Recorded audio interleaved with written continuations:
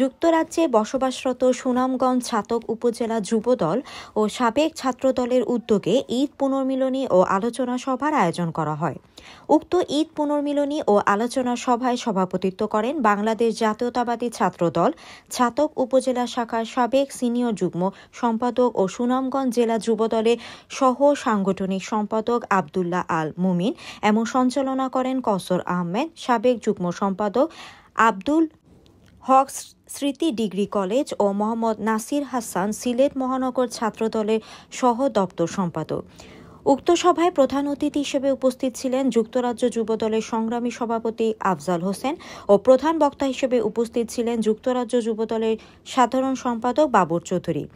বিশেষ অতিথি হিসেবে বক্তব্য রাখেন জিতু মিয়া সহ সভাপতি যুক্তরাজ্য যুবদল, সৈয়দ লায়েক মুস্তফা যুগ্ম সম্পাদক যুক্তরাজ্য যুবদল, আব্দুল হামিদ খান যুগ্ম সম্পাদক, শামসুল ইসলাম সহ সাংগঠনিক সম্পাদক যুবদল, স্বেচ্ছাসেবক দল নেতা শওকত আলী ইমন, এম এ শামীম আহমেদ ও কামাল আহমেদ, যুক্তরাজ্য স্বেচ্ছাসেবক দলের মহানগর শাখার সাধারণ সম্পাদক শেখ সাদেক, সাবেক ছাত্রদল নেতা খোকন আহমেদ, ছাতক পৌর ছাত্রদলের সাবেক সাংগঠনিক সম্পাদক মনির হোসেন, ছাতক পৌর ছাত্রদলের সাবেক যুগ্ম সম্পাদক রাসেল আহমেদ সহ আরও অনেকে।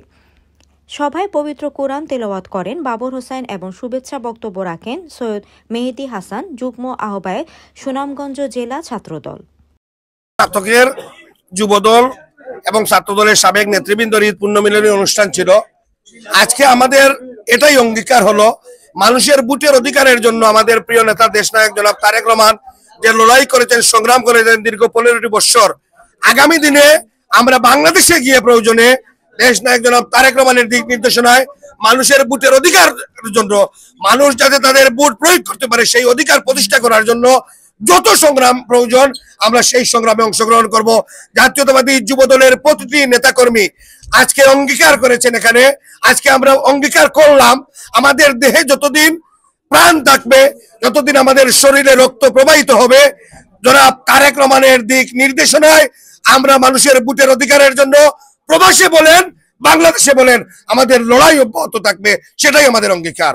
ঈদ পুনর্মিলনী থেকে এক জাত তরুণরা জাতীয়তাবাদী যুবদল দেশনায়ক তারেক রহমান, মা বেগম খালেদা জিয়ার হাতকে শক্তি করার জন্য ওরা আমাদের সাথে কাঁধে মিলে কাজ করার জন্য ওরা উদ্যোগ নিয়েছে। ওরা দীর্ঘদিন আমাদের সাথে কাজ করেছে, আমরা ওদের মূল্যায়ন করতে পারি নাই। অচিরেই আমরা যে জোনাল কমিটি হবে সেই জোনাল কমিটিতে আমরা যাচাই বাছাই করে ওদের আমরা মূল্যায়ন করব এবং তারেক রহমানের যে মিশন সেই মিশন সাকসেস করতে হলে ওদের মতো যুবকদের প্রয়োজন। তাই আমরা ঐক্যবদ্ধভাবে আগামীর বাংলাদেশ গড়ার জন্য আমরা কাঁধে কাঁধ মিলিয়ে তারেক রহমানের মিশন আমরা সাকসেস করব। এজন্য এখানে আমরা জড়ো হয়েছি, একত্রিত হয়েছি।